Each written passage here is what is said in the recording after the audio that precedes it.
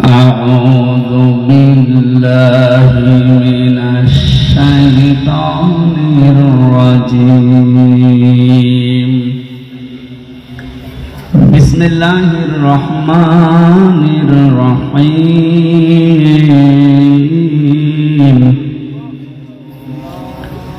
والتين والزيتون وطور سينين وهذا البلد الأمين والتين والزيتون وطور سينين وهذا البلد الأمين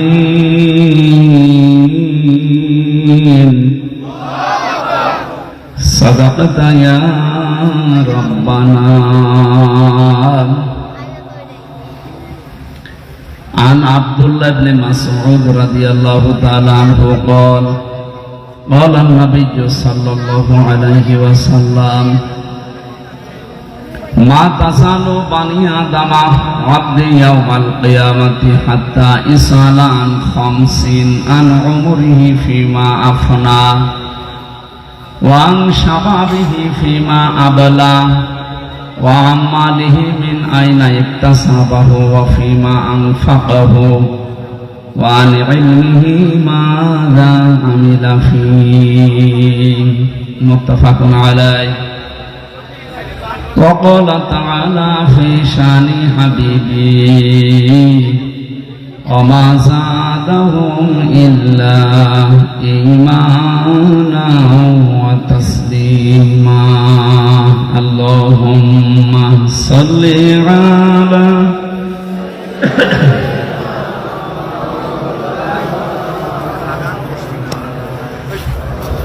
وعلى آل سيدنا مولانا محمد. আলহামদুলিল্লাহ, ঢাকা জেলার সাভার থানার অন্তর্গত খাগান পশ্চিমপাড়া যুব সমাজের উদ্যোগে কোরআন কারিমের এই পবিত্র অনুষ্ঠানের সম্মানিত সভাপতি, মাহফিলে বসা আছেন শ্রদ্ধাভাজন ওলামায়ে কেরাম, অত্র এলাকার সর্বজন শ্রদ্ধাভাজন ব্যক্তিবর্গ,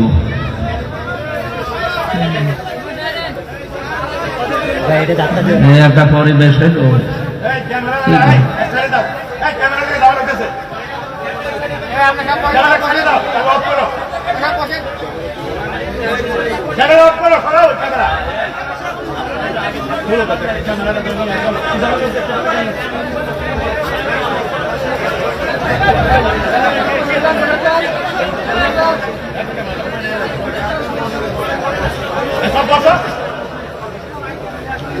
আরে মাইক ম্যান কে গো? মাইক ম্যান কই?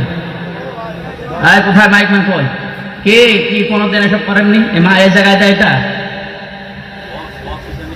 এই জায়গায় দিলে কতগুলো মানুষ পেছন থেকে চিল্লাবে জানেন?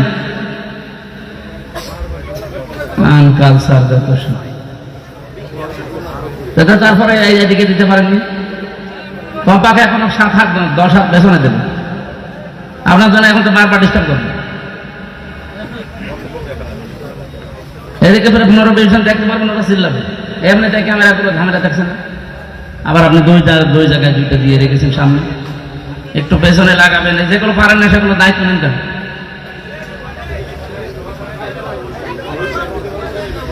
যাই হোক, যে সিস্টেম এখন এইভাবে চলা লাগবে। কথা বলা যাবে, যাই করেন কথা বলা যাবে না। কথা বললে আমি কিন্তু মনোযোগ করব। আবার কথা বলেন।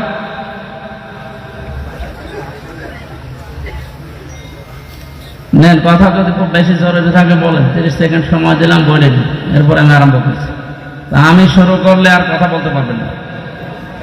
আর ফ্যানকে বাতাস অন্তর দিতে যাচ্ছে।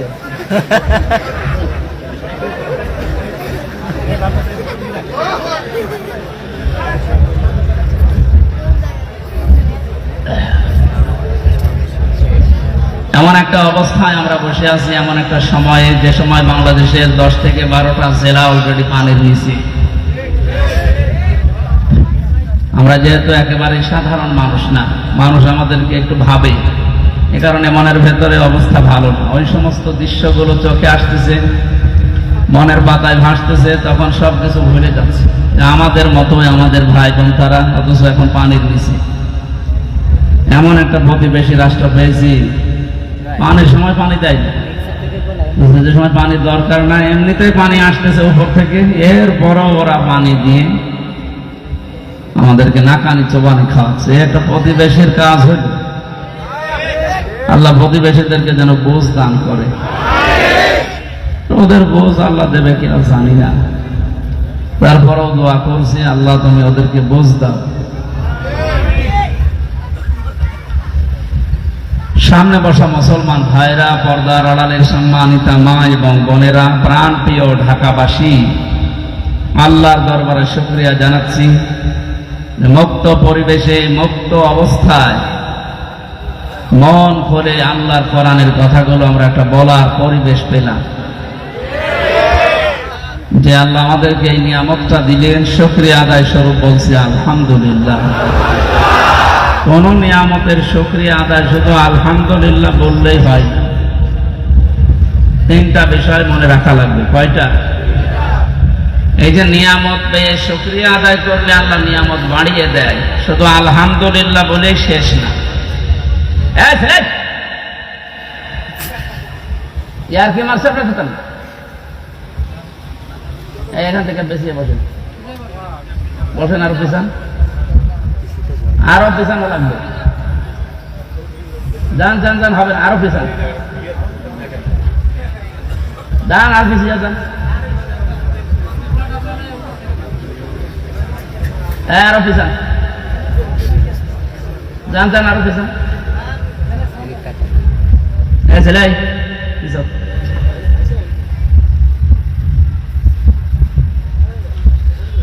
ঢাকা বিভাগের মানুষ তো শিক্ষিত মানুষ, বারবার এত বলা লাগবে তো আমাদের বদনাম হবে, এটা তো রেকর্ড হচ্ছে।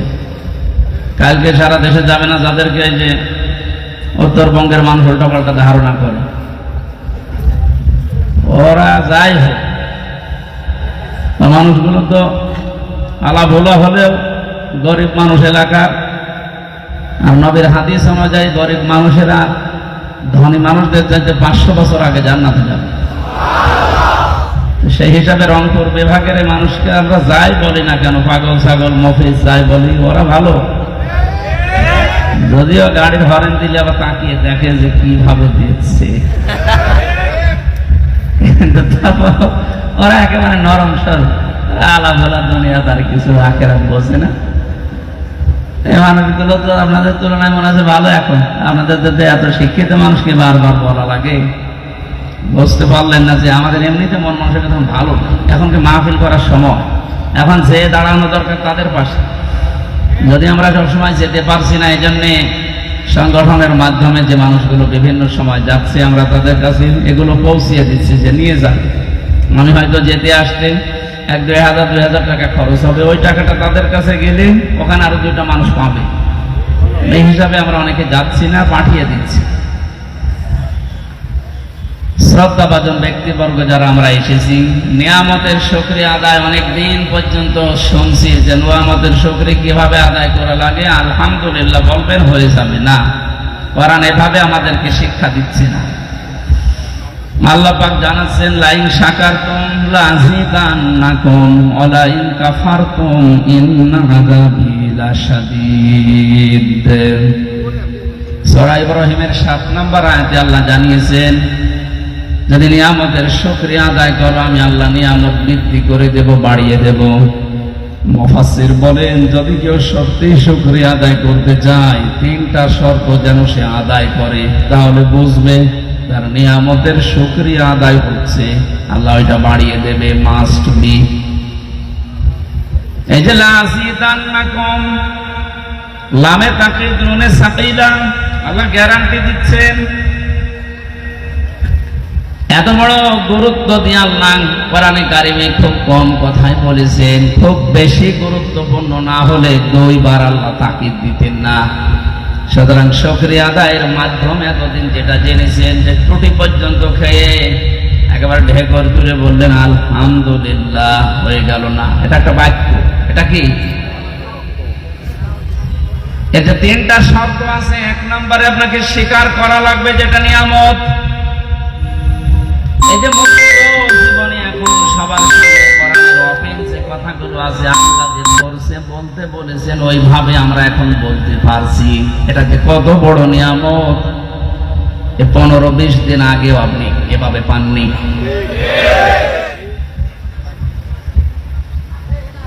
কত জায়গায় কোরআনের কথা বলতে গেলে চারিদিক থেকে আওয়াজ আসতো, এটা বলবেন না, ওইটা বলবেন না, এটা বাদ দিন।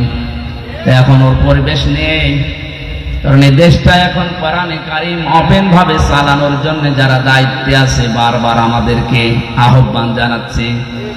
বাংলাদেশের সর্বোচ্চ পর্যায়ে এখন যিনি আছেন, বিশেষ করে গোয়েন্দা বিভাগে খুব ডেঞ্জারাস, 27টার উপরে গোয়েন্দা বিভাগ কাজ করছে দেশে। তার ভেতর সবচাইতে বড় ভয়ঙ্কর যারা, আমি নাম নিলাম না, একেবারে প্রধান যিনি গত পরশুদিন বলেছিলেন যে হুজুর আমার নাম্বারটা সেভ করে রাখবে। এতদিন পর্যন্ত কোরআনে কারীমের কথাগুলো বলতে গেলে বিভিন্ন বাধা এসেছে, আমরা দেখেছি। এখন থেকে আর কোনো বাধা নেই। যে ফোর্সে আল্লাহ জানিয়েছেন আপনার তাফসীর মাহফিলে, ওই ফোর্সে কথা বলবেন। কেউ যদি বাধা দেয় শুধু আমারে জানাবেন, ঠ্যাং ভেঙে কেটে রেখে দেবেন। এই জন্য বলছে ওপেনের এই যে সুযোগটা, একটা নিয়ামত। এটা বিশ্বনবী মুহাম্মদুর রাসূলুল্লাহ যতদিন মক্কায় দিন প্রচার করেছিলেন তিনি পরাধীন ছিলেন। মদিনাতে যাবার পরে যিনি ক্ষমতা পাওয়ার পরে যখন আবার প্রচার শুরু করলেন তখন তিনি স্বাধীন। তখন কি দেশটা মক্কা মদিনা খুব বড় না, এই দুইটা শহর ছোট। আমাদের বাংলাদেশের মতো 14টা বাংলাদেশ জোড়া দিলে যত বড় হবে, পুরা সৌদি আরব ওই রকম বড়। কিন্তু মক্কা মদিনা তো একটা শহর, একটা জেলা, অত বড় না। তো এই হিসাবে মুহাম্মদুর রাসূলুল্লাহ দায়িত্বে ছিলেন মদিনার। কিসে? মানে রাষ্ট্রপতি ছিলেন, রাষ্ট্রনায়ক ছিলেন কোন জায়গার? এতটুকু জায়গার একটা ক্ষমতা পাওয়ার পর তামাম দুনিয়া তিনি কাঁপিয়ে ফেলেছেন। এই যে সিঙ্গাপুরের নাম শুনি, আমি কয়েকদিন আগে ছিলাম ওখানে। খুব বড় রাষ্ট্র, বাংলাদেশের চাইতে না, এদিক ওদিকে মিলে সর্বোচ্চ 42-43 কিলোমিটার। তার মানে আমাদের ঢাকা জেলা মনে হয় এদিক ওদিকে মিলে কমপক্ষে 50 কিলো হবে, তার চাইতেও বেশি। এতটুকু একটা দেশ না, তারপরও তারা তামাম দুনিয়ার ভেতরে একটা নাম করেছে না। মুক্ত স্বাধীনভাবে কথা বলার জন্য বড় দেশ দরকার নেই, ছোট দেশই হোক। কিন্তু যে পরিবেশ এখন আমরা ফিরে পেয়েছি, এটা যদি অক্ষুণ্ণ রাখতে না পারি, আবার যদি পরাধীন হয়ে যায়, কোরআন শুধু না, নিজের ব্যক্তিগত কথা বলতে গেলেও 4 বার হিসাব করা থাকবে। সেই হিসাবে যখন একটা মুক্ত জীবন পেলাম, এটা যে কত বড় নিয়ামত, যারা ভুক্তভোগী তারা টের পাচ্ছে। আমরা যারা অন্তত কথা বলি এই দেশে, তারা আমরা জানছি যে এটা কত বড় নিয়ামত। গোয়েন্দা বিভাগের এই প্রধান, উনি আরো 2টা কথা আমাকে জানিয়েছে। এটা যেহেতু রেকর্ড হয় সেই জন্য বলছি, উনিও শুনবে হয়তো কালকে, আমি সেভ করে রেখেছি নাম্বার। উনি জানিয়েছে যেখানে যেখানে কোরআনের আলোচনা করবেন কমিটিকে আগে থেকে জানিয়ে দেবে, তারা যেন মেয়েদের প্যান্ডেল আলাদা করে, আর ওখানে যেন কোনো পুরুষ মানুষের দায়িত্ব না দেয়। এটা একটা ভালো দিক। 2 নম্বরে মেয়েদের উপস্থিতি বোঝা বা সক্ষমতা যাদের আছে যে এই পরিমাণ হতে পারে, ওই পরিমাণ লক্ষ্য করে তাদের জন্য আলাদা টয়লেট, অজুখানা, নামাজের এরকম একটা ব্যবস্থা করে দেবেন। এই কথা যেন তারা পালন করে। তার মানে যে লোকটা আছে আমার মনে হয় ইসলামী মাইন্ডের, ইসলাম সম্পর্কে অন্তত কিছু জানি। এর আগে যারা ছিল এরকম কোনো কথা আমি বলতে শুনিনি, আরো তারা মুখ চেপে ধরত। মুখ যে চেপে ধরে ছবি ভাইরাল হয়নি। আল্লাহ মাহুল বায়ান, আল্লাহ বলেন আমি বায়ান শিখিয়েছি। কথা বলা এটা দুনিয়ার কেউ শেখায় না। কথা বলা এটা যদি দুনিয়ার কেউ শিখিয়ে দিত, কত বোবা মানুষ আছে কথা বলতে পারে না। এই মুজিজা যেন মুহাম্মদুর রাসূলুল্লাহ সাল্লাল্লাহু আলাইহি সাল্লামকেও আল্লাহ দেয়নি, একজনকে দিয়েছিলেন, হযরত ঈসা নবী। তিনি বোবা মানুষকে যদি মুখে হাত বলিয়ে দিতেন সে কথা বলতে পারত, এটা তার মুজিজা ছিল। আল্লাহ বলেন, একটা কথা মানুষ যখন বলে কমপক্ষে এই কথাটা আমার 27টা ফেরেশতা তৈরি করে। আমরা মনে করছি কথা আকারে কতটুকু বিষয় বলে ফেললাম না। আল্লাহ মাহুল বায়ান এই আয়াতের ব্যাখ্যা করতে গিয়ে এখন যারা আধুনিক বিজ্ঞান, ওরা জানাচ্ছে মুখের এই কয়েক ইঞ্চি জায়গার ভেতরে 27টা স্তর আছে। একটা কথা তৈরি হতে 27 বার ধাক্কা লাগে, এরপরে শেষবারে এসে বের হয়। আপনারা টের পাচ্ছেন কি জিনিস আল্লাহ দিয়েছে? উনি যদি এই নিয়ামতটা কেড়ে নিত, আপনি কোন আদালতে মামলা করে ফেরত পেতেন? বলেন। এখনই তো আপনার শুকরিয়া আদায় করা দরকার এই নিয়ামতে না, শুধু আলহামদুলিল্লাহ। এটা আমি আগেই বলেছি, এটা একটা বাক্য, শুকরিয়া আদায়ের একটা বাক্য মাত্র। কিন্তু এর শর্ত আছে। কেউ যদি কোনো নিয়ামতের শুকরিয়া আদায় করতে চায়, কয়টা শর্ত পালন করা লাগে? 1 নম্বরেই বলা লাগবে যে হ্যাঁ, এটা আমার নিয়ামত। এ দেশটা এখন এই যে স্বাধীনভাবে চলাফেরার সুযোগ যারা করে দিল, এটা নিয়ামত, স্বীকার করা লাগবে না? যাদের মাধ্যমে হয়েছে তাদেরকে স্মরণ করার দরকার নেই। নবীজি বলেন, কেউ যদি উপকার করার পরে তার শুকরিয়া আদায় না করে, ও যেন আল্লাহর শুকরিয়াও আদায় করে না। এই জন্য যারা এই কাজ করলেন, আমরা তাদেরকে মন থেকে স্যালুট জানাচ্ছি, ধন্যবাদ জানাচ্ছি এবং দোয়া করছি আল্লাহ শাহাদাতের মর্যাদা যেন প্রত্যেককে দান করেন যাদের ঈমান আছে। ঢাকাবাসী 2 নম্বরে ওই নিয়ামতটা সামনে আসার পরে মনের ভেতরে একটা আলাদা শান্তি আপনি পাবেন।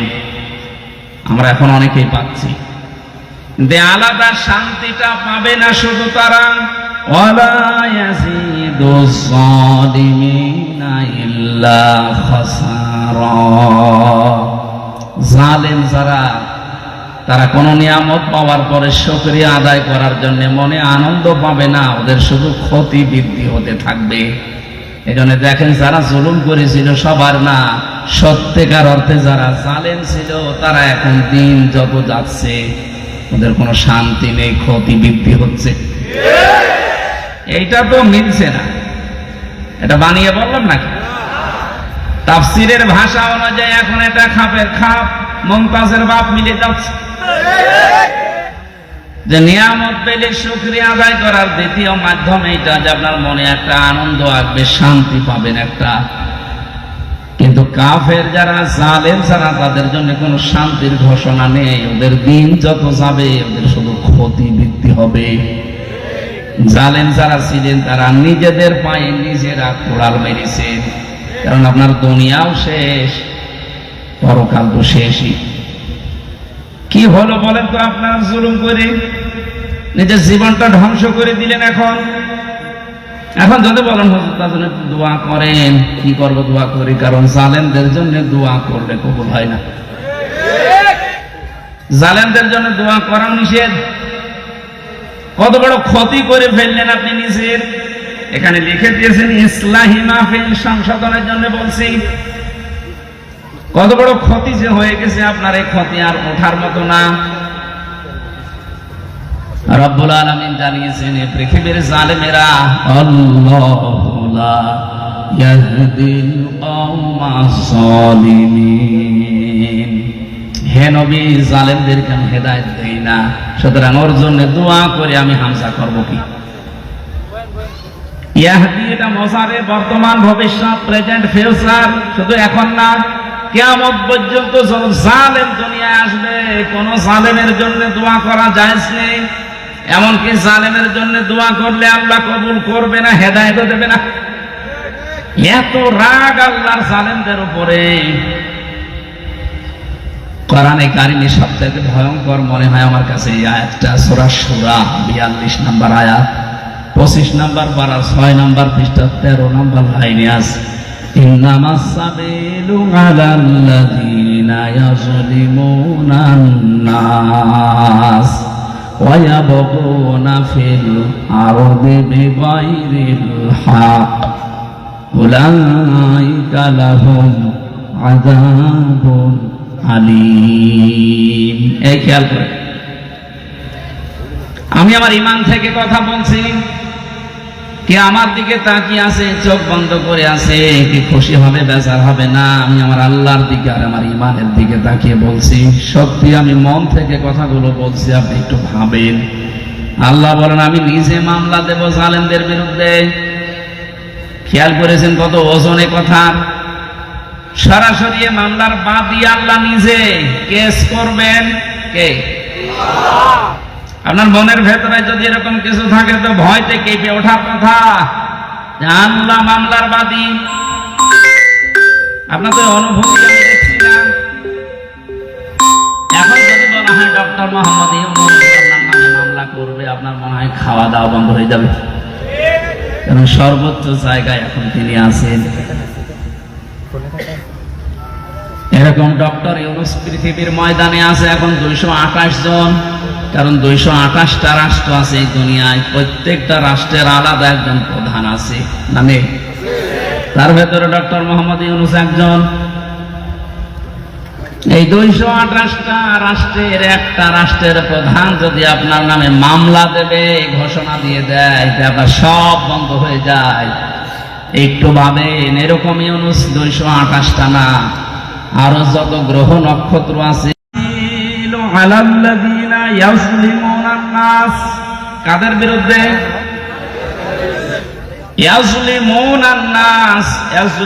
এটাও মজারে, বর্তমান ভবিষ্যৎ, প্রেজেন্ট ফিউচার। নাস মানে মানুষ, যারা মানুষের উপরে জুলুম করেছে এবং করবে। এবার তাম পৃথিবীর সাথে একটা মিলান, জালেম যারা তারা হামজার মামলার আসামি না আল্লাহর? কি মনে হচ্ছে বলেন তো? আল্লাহ নিজে মামলা দিচ্ছে, অথচ নিজেই বিচারক তিনি। আলাইসাল্লাহু বিআহকামিল হাকিমিন, সব চাইতে বড় বিচারপতিকে উনি নিজেই বিচারক, নিজেই মামলা দিচ্ছে, রায় তো উনি দেবে। আপনার কি মনে হয় যে আপনার পক্ষে রায় আসবে? বাদী যিনি, তিনি নিজে বিচারপতি, তিনি মামলা দিচ্ছেন, নিজে রায় দেবেন তিনি। কি হচ্ছে এবার বলেন জালেমদের? কত খারাপ বদনসিব, কপাল খারাপ ওই জালেমদের যারা জুলুম করেছে দুনিয়ায়, এখনো করছে। 2 নম্বরে কাদের বিরুদ্ধে আল্লাহর মামলা? আমার মনে হয় দ্বিতীয় আয়াতের দ্বিতীয় শব্দটা না বললে ভালো হয়, এটা একটু ঝামেলা আছে।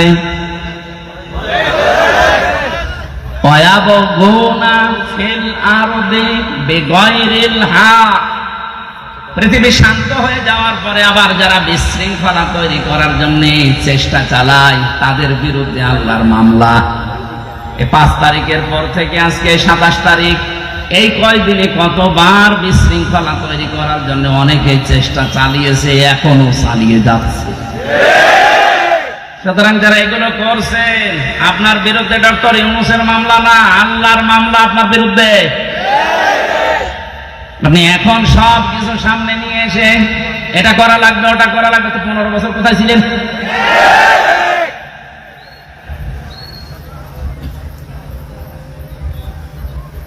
আমার যদি শব্দের অর্থ ভুল হয়, যদি আলেম থাকেন একটু বলে দেন। ওয়ায়াবগুনা ফিল আরদি বিগাইরিল হক, পৃথিবীর ময়দানে যারা অন্যায় ভাবে বিশৃঙ্খলা করার জন্য বিভিন্ন মাধ্যম তালাশ করে বেড়ায়। দেখেন তো মাঝে মাঝে এক একটা ইস্যু তৈরি করে মাধ্যম তালাশ করে খালি কি করে বিশৃঙ্খলা তৈরি করা যায়, চেষ্টা চালিয়েই যাচ্ছে। তাদের জন্য আল্লাহর ঘোষণা, উলাইকা লাহুম আযাবুন আলীম, যন্ত্রণাদায়ক শাস্তি তার জন্য আমি দুনিয়ার আখিরাতে রেডি করে রাখছি। কোরআনে কারিমের কিছু মানবেন আর কিছু মানবেন না, তাদের জন্য সতর্ক বার্তা এই সূরা বাকারা 1 নম্বর পারা 12 নম্বর পৃষ্ঠার 7 নম্বর লাইনের 85 নম্বর আয়াতে আছে।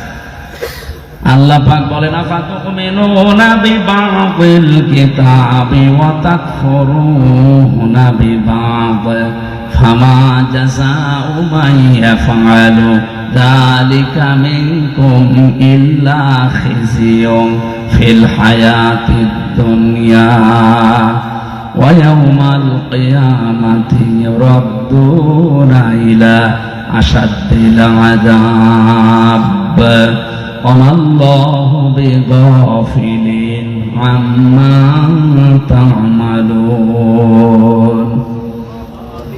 এ পৃথিবীতে লাঞ্ছনা, গঞ্জনা, অপমান, অপদস্থ, কলার পাতায় শুয়ে থাকা লাগবে তাদের জন্য যারা কোরআনের কিছু বিশ্বাস করে আর কিছু মানতে চায় না। এরকম মানুষ বাংলাদেশে ছিল মানে এখানেও আছে। ওদেরকে কোরআনের নামাজের কথা বললে ঠিক আছে, কিন্তু নামাজের শিক্ষায় ওরা নেই। নামাজ পড়তে বলবেন, তাহাজ্জুদ মিলে 6 ওয়াক্ত পড়বে, কিন্তু নামাজের যে 27টা শিক্ষা একটা বলতে শুরু করে তখন বলবে এটা রাজনীতি। নামাজের প্রথম শিক্ষা কি? এই যে কাতা সোজা করো, ইমাম সাহেব বলে না বারবার। আমি তো কাবায় যতবার নামাজ পড়েছি, কাবার ইমাম, মসজিদে নববীর ইমাম বারবার একামত হয়ে যাওয়ার পরে মাইকে ঘোষণা দেয় আরবিতে, বাংলা হচ্ছে কাতার সোজা করো, কাতার সোজা করো 3 বার বলে। ওই সময় বুঝি নাই 16 সালে, এখন টের পাচ্ছি যেটার গুরুত্ব কি। কেন বারবার 5 ওয়াক্ত নামাজের আগে কথা বলা লাগবে ইমাম সাহেবের, তাও একামত হয়ে যাওয়ার পরে? এই জন্য বারবার এই কথা নবীজি জানিয়েছেন, যেন কাতার যদি সোজা না থাকে, যার জন্য কাতার বাঁকা হবে সেই লোকটা হেদায়েত থেকে ছিল বঞ্চিত হয়ে যাবে। এতটুকু শেষ না ব্যাখ্যা? 2 নম্বর, কাতার সোজা করার ভেতরে যে একতা, ঐক্যবদ্ধ মানুষ, যেভাবে কাতারের ভেতরে কোনো দল মত রাখে না যে এখানে সবাই এক, কারণ এখানে আল্লাহর বিধান পালন করা হবে। কয়টা? আল্লাহর বিধান এখানে পালন করা হবে একটা, তার নাম সেজদা। নাম কি? সেজদা দেওয়ার জন্যই তো এত আয়োজন, নাকি অন্য কোনো উদ্দেশ্য আছে? সেজদা দেওয়ার জন্যই মানুষের এত আয়োজন। বিশাল মসজিদ বানিয়েছে, হচ্ছে না। আবার শুনলাম যে 2 তলা করবে, ওই যে গাছতলায়, বাসতলায়, ওখানেও নাকি মানুষ বৃষ্টির ভেতরে নামাজ পড়ে। কি গুরুত্ব দিয়ে 2 তলা মসজিদ বানাচ্ছে, মানুষ যেন কষ্ট না পায়। 5 ওয়াক্ত আযান দেওয়ার জন্য আলাদা একজন মুয়াজ্জিন আছে, এটা পরিষ্কারের জন্য খাদেম আছে, টয়লেট এবং ওযুখানার জন্য আলাদা ক্লিনার আছে, আলাদা। 5 ওয়াক্ত নামাজ পড়ানোর জন্য একজন ইমাম আছে, জমা পড়াবে আর একজন খতিব আছে। এত আয়োজন করে উদ্দেশ্য আল্লাহর একটা বিধান এখানে পালন করা হয়, তার নাম সেজদা। নাম কি? এবার আপনার বিবেককে বলেন তো, একটা বিধান পালন করতে গিয়ে যদি এত আয়োজন করা লাগে, বারবার বলা লাগে, তাহলে এর বাইরে কত আয়োজন আছে আমাদের পরিবার, সমাজ, রাষ্ট্রীয় জীবনে বলেন। এখানে মাত্র একটা বিধান, কোরআনে এরকম বিধান আছে 500। কয়টা? একটা বাদ দিলে এখনো থাকছে কয়টা? 499টা এখন তো আর মসজিদে নেই, বাকিগুলো সব বাইরে। এখানে একটা পালন করতে যদি সব এক হয়ে যেতে পারে, কাঁধে কাঁধ মিলিয়ে, পায়ের গোড়ালির সাথে গোড়ালি মিলিয়ে সব এক, এখন পালন হবে আল্লাহর বিধান। এই শিক্ষাটা আল্লাহ চায় যে আপনি বাইরে নিয়ে যান। এরকম 499টা বিধান এখন পরিবার, সমাজ, রাষ্ট্রে আছে। ওইগুলো মানতে গিয়ে যদি কেউ বাধা দেয়, তখন আর কেউ নেই, সব আমরা এক। এই শিক্ষাটা আপনি নিতে চান না, তখন বলেন না ওইটা আমার দলের লোক না, ওইটা রাজনীতি, ওইটা জঙ্গির কাজ, ও ঝামেলায় আমি নেই। আমি শুধু আছি কি, লা ইলাহা ইল্লাল্লাহ, কাউকে কিছু বলবো না, যে যা করছে করুক গা। এই নামাজের কথা বললে তাও আপনি একটু হালকা পাতলা মানেন, রোজার কথা বললো হালকা পাতলা মানেন, কিন্তু এই পৃথিবীতে ওই 499টা বিধানও যে দরকার, ওই কথাগুলো বলতে গেলে তখন আপনি বলেন এইটা রাজনীতি, এটা রাষ্ট্রের ব্যাপার। আপনি তো কোরআন বোঝেননি, কোরআন ডিপলি ভাবে নিজে বোঝেনও না। যারা ডিপলি বোঝে তারা বোঝাতে চাইলে আপনি মানেনও না। আপনি তো আবু জেহেল ছাড়া কিছু না। খেয়াল করেন তো, কিছু মানলেন, কোরআনের কথা বিশ্বাসও করলেন, আর কিছু মানেনও না, বিশ্বাসও করেন না, উল্টা পাল্টা ধারণা করেন আয়াতগুলোর উপরে। আপনার কি হবে? সূরা বাকারার আয়াত অনুযায়ী আল্লাহ বলেন, তাদের দুনিয়া আর আখিরাতের শাস্তি আমি তৈরি করলাম, লাঞ্ছনা, গঞ্জনা, অপমান, অপদস্থ জীবন। এখন হাড়ে হাড়ে টের পাচ্ছি না আমরা? এতটুকু আল্লাহ শেষ করে দিতে পারতেন, পরের শব্দ তো আরো কঠিন। ওয়ায়াউমাল কিয়ামাতি ইউরাদ্দুনা ইলা আশাদ্দিল আযাব। যারা তাফসীর বলছে জিজ্ঞাসা করেন আশাদ্দুন ইসমে তাফসীর, সুপারলেটিভ ডিগ্রি, এটা ভয়ঙ্কর শব্দ। আল্লাহ বলেন মরণের পরে আমি কিয়ামতের ময়দানের দিকে কঠিন আযাব যেখানে সেখানে নিয়ে যাব। এরপরে শব্দটা আরো ভয়ঙ্কর, আমাল্লাহু বিগাফিলিন আম্মা তা'মালুন। আল্লাহ পাক বলেন ও বান্দা বান্দিরা, মনে করছো যে আমি কিছু জানি না? তোমাদের সব কাজের কিন্তু খবর হিসাব আমি আল্লাহ রাখি। ও ঢাকাবাসী, আয়াতটা পড়ার পরে এই জন্যই তো ভয় লাগছে যে জালেমদের কি হবে, ওদের তো দুনিয়া শেষ হয়ে গেছে, আখেরাত তো শেষ। কারণ দোয়া করলে তো অন্য কোনো মানুষের নামে কবুল হয়, কিন্তু জালেমদের জন্য কোনো হেদায়েত নেই। বঞ্চিত ওরা চির বঞ্চিত করে দিয়েছে আল্লাহ এই কারণে, কারণ সবচাইতে বেশি খেয়াল রাখে আল্লাহ জালেমের জুলুমের দিকে। এটা সূরা ইব্রাহিমের 42 নম্বর আয়াতের প্রথম অংশে আছে, 13 নম্বর পারা 19 নম্বর পৃষ্ঠা 12 নম্বর লাইনে আছে। ওয়ালা তাহসাবান্নাল্লাহা গাফিলান আম্মা ইয়ামালুজ জালিমুন। আল্লাহ পাক বলেন কি মনে করো দুনিয়ার মানুষেরা যে আমি জালেমদের কোনো খবর রাখি না, জালেমদের কোনো হিসাব আমার কাছে নেই? আরে বেটা, পৃথিবীর সবচেয়ে বেশি খেয়াল রাখি আমি জালেমের জুলুমের দিকে, তীক্ষ্ণ নজর রাখি। এমনিতেই আমার নজর তো তীক্ষ্ণ। আলিমুম বিযাতিস সুদূর সামিউম বাসীর, এত তীক্ষ্ণ নজর। সামনে যেভাবে তোমরা দেখো আমি আল্লাহ সামনেরটা তো ওইভাবেই দেখি, পেছনেরটাও ঠিক ওইভাবে দেখি। এই দেওয়ালের পেছনে কি আছে যেমন আমরা দেখতে পাই না, আল্লাহ পাকের সামনে যেমন পেছনে ওই রকম। এই জন্য সামিউন বাসীর, সূক্ষ্ম শ্রবণকারী, সব কিছু ওই মালিক শুনতে পাচ্ছে, দেখতে পাচ্ছে। বিশেষ করে জালেমদের আল্লাহ দুনিয়ায় আর চাই করি তুমি আমাদেরকে জালেম বানিও না, বলেন আমিন। তারা আল্লাহর মামলা দুই শ্রেণীর মানুষের বিরুদ্ধে পেলাম, একটা জালেম আর একটা যারা বিশৃঙ্খলা তৈরি করার জন্য নতুন নতুন ইস্যু তৈরি করে। আমি তো এই আয়াত বানালাম নাকি? একটা শব্দ আমি বেশি বাড়িয়ে বলেছি, ভুল বলেছি, নিয়ে আসে তখন হুতুম নিয়ে আসে। আর যদি মনে করেন না যা আছে তাই বলছে, তাহলে আপনাকে মেনে নেওয়া লাগবে।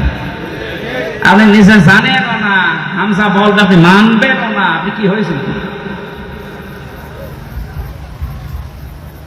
আপনাকে তো আমি বাঁচানোর জন্য এসেছি। আমার বাবার যা আছে ওই সম্পদ নিয়ে যা কিছু গড়েছে ওগুলো নিয়ে কিন্তু আমি নাড়াচাড়া করে আমার জীবনটা পার করে দিতে পারবো, আমার অসুবিধা নেই। রাত দিন এত সফর করে কোথায়, সেই কুষ্টিয়া কোথায়, এখানে কালকে আবার যাওয়া লাগবে মনে হয় সেই নওগাঁ,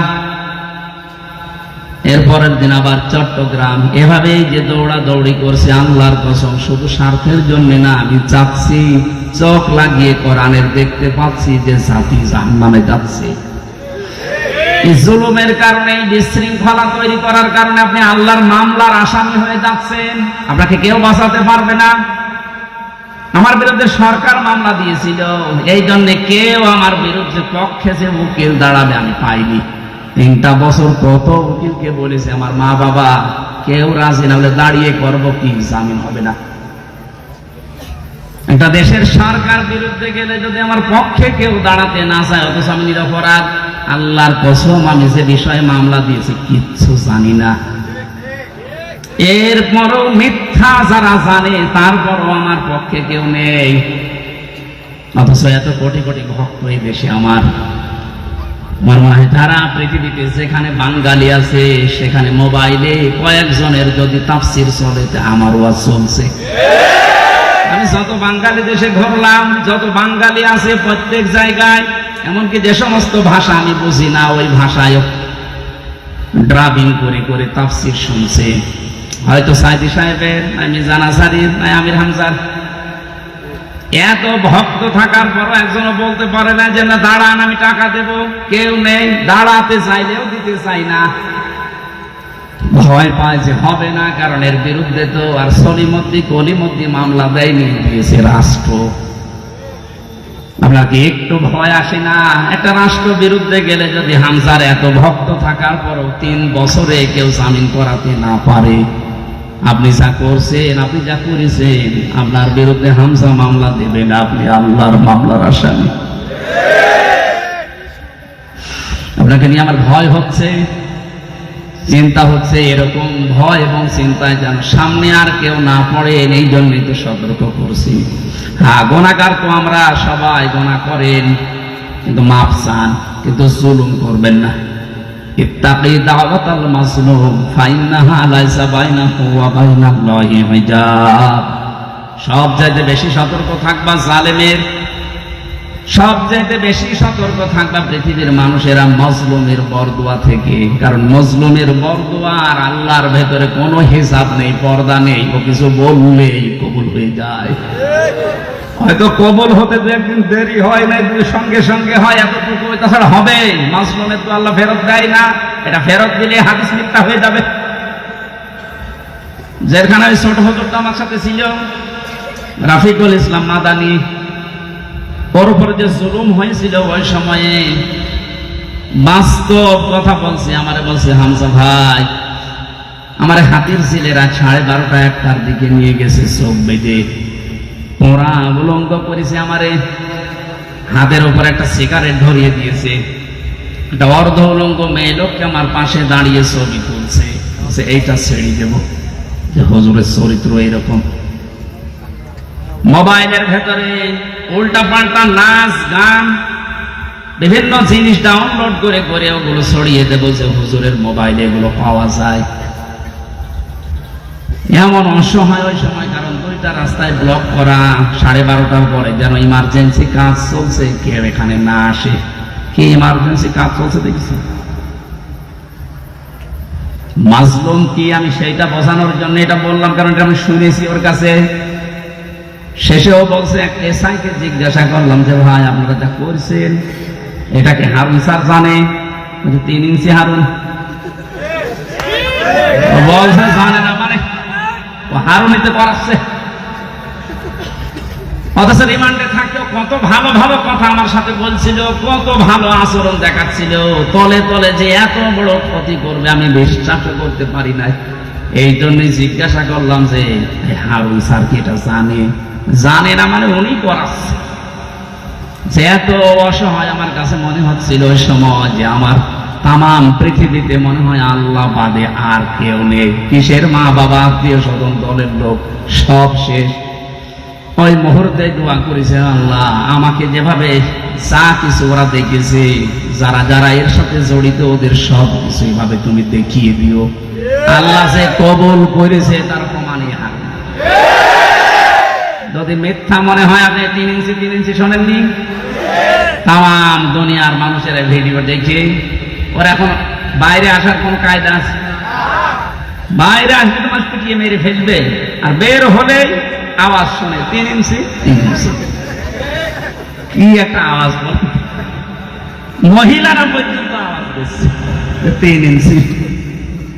ছোট হুজুরটার মনে হয় অত ইঞ্চি না, কিন্তু এর কি হইবে?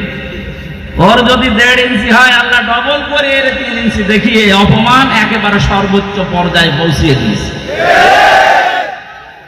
এই জন্য সতর্ক থাকবেন, আপনার দ্বারা কেউ যেন মাজলুম না হয়, জুলুমের শিকার না হয়। এটা গুরুত্বপূর্ণ বিষয়। আল্লাহ আমাকে সহ যারা আমরা এখানে এসেছি, এই বিষয়টাই খুব সেন্সিটিভ থাকার তৌফিক দেন, বলেন আমিন। আমরা দরুদ পড়ছি, সালাম পাঠাচ্ছি মুহাম্মদ রাসূলুল্লাহ সাল্লাল্লাহু আলাইহি ওয়াসাল্লামের প্রতি। আজকে যে সূরা কয়েকটা আয়াত পড়লাম, সূরার নাম 3। কি সূরা? বলেন বলেন। 3-এর কয়েকটা ব্যাখ্যা আমি তাফসীরে পেয়েছি। 3 হচ্ছে একটা মসজিদের নাম। হযরত নূহ আলাইহিস সালাম তার নৌকাকে যে পাহাড়ে ভিড়িয়েছিলেন, যদি পাহাড় বলা হয়। কি পাহাড়? ওই সময় যে বন্যা হয়েছিল বিশাল, ওই বন্যার কারণে নৌকায় চড়ে সেই পাহাড়ে থেমেছিলেন 40 দিন পর। ওই পাহাড়ের নাম হচ্ছে 3। ওই পাহাড়ের নাম কি? ওখানে একটা মসজিদ বানিয়েছে, ওই মসজিদের নামই 3। কোন কোন মুফাসসিরিন ইকরাম এই মতটা দিয়েছেন। কেউ জানিয়েছেন না 3 মানে 3 ফল। 3 মানে কি?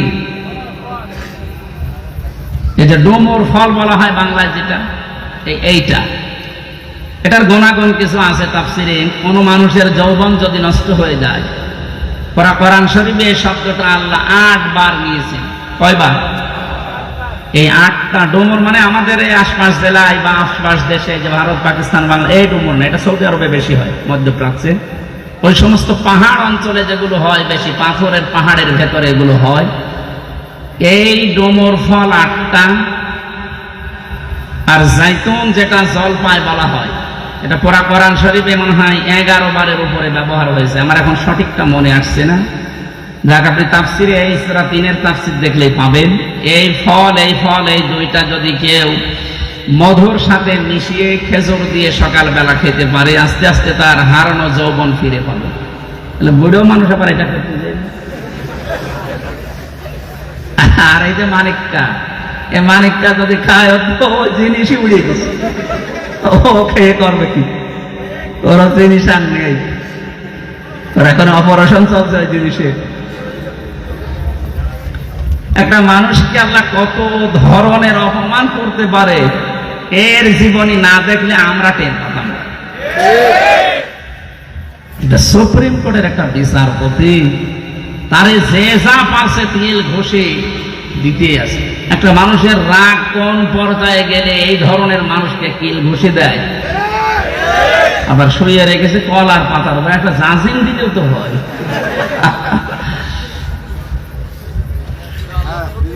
এই দেখেন এখানে বড় কবিরাজ বসে আছে, হাফেজ মাওলানা আলহাজ আব্দুল জলিল। উনি অনেক বড় কবিরাজ, আপনাদের এলাকায় থাকে কোন জায়গায় জানো? আল্লাহ রাব্বুল আলামিন 3 জাইতুন এগুলোর কসম কেটে কিছু গুরুত্বপূর্ণ জিনিস আমাদের দৃষ্টি আকর্ষণ করেছেন। ওয়াত-তিনি ওয়াজ-জাইতুনি ওয়া তুরি সিনিনা ওয়া হাদাল বালাদিল আমিন। এই যে জাইতুন যে শব্দটা আমি তাফসীরের ভেতরে পেয়েছি ইবনে কাসিরে, হযরত মুসা আলাইহিস সালাম, হযরত ঈসা নবী আলাইহিস সালাম, এই যে মসজিদ নিয়ে এখনো পর্যন্ত গন্ডগোল থামে না, বাইতুল মুকাদ্দাস, ওখানে যে মসজিদ আছে এই মসজিদের নাম হচ্ছে জাইতুন। কোন কোন তাফসীরে পেয়েছি আল্লাহ এই সমস্ত কথা কসম দিয়ে দিয়ে বলছিলেন। ওয়াত-তিন এর আগে ওয়া আছে, এটা ওয়ায়ে কসমিয়া। এখানে শিক্ষা কি? আমি যতগুলো তাফসীর এই ওয়ার সাথে মিলিয়েছি, মুফাসসিরিন ইকরাম লিখেছেন আল্লাহ কসম দিয়েছেন কেন? কারণ যে বিষয়টা উনি বোঝাতে চাচ্ছেন ওই বিষয়টা মানুষের জীবনের সাথে সম্পর্কিত। যে বিষয়ের সাথে সম্পর্কিত আলোচনা আল্লাহ করতে চান ওই বিষয়ের কসম আল্লাহ আগে দেন। মানুষের জীবনের সম্পর্ক যেহেতু সময়ের সাথে, এজন্য সময়ের কসম দেওয়ার আগে আল্লাহ ওয়া ব্যবহার করেছেন, ওয়াল আসরে, সময়ের কসম। যে বিষয়টা আমি আবার বলছি, উনি যেটা জানাতে চায় ওই বিষয়টার আগে উনি কসম করেন মানুষকে সতর্ক করার জন্য। আমরাও তো দুনিয়ায় কসম করি বা করব কার নামে? আল্লাহর চাইতে বড় যেহেতু আর কেউ নেই, এই জন্য আমাদের কসম করা লাগবে শুধুমাত্র আল্লাহর নামে, তাছাড়া আর কারো নামে কসম করা জায়েজ নেই। কিন্তু উনি যেহেতু বড়, ওনার চাইতে আর কেউ বড় নেই, ওনারও তো কসম করা লাগছে। উনি কসম করেন তখন এইটা দেখে যে আমি কি বলতে চাই ওই বিষয়টা আগে নিয়ে এসে কসম কাটেন। আল্লাহ পাক এখানে যে কথাগুলো বলতে যাবেন তার আগে এই কসমগুলো দিচ্ছেন মানুষের জীবনের সাথে এগুলোর সম্পর্ক।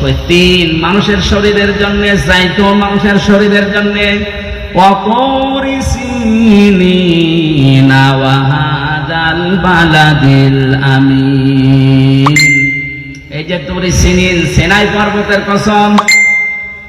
এই সিনাই পর্বতে যে ঘাসগুলো জন্ম নেয় এটা মানুষের শরীরের বহু রোগের উপশম এর ভেতরে আল্লাহ রেখে দিয়েছেন।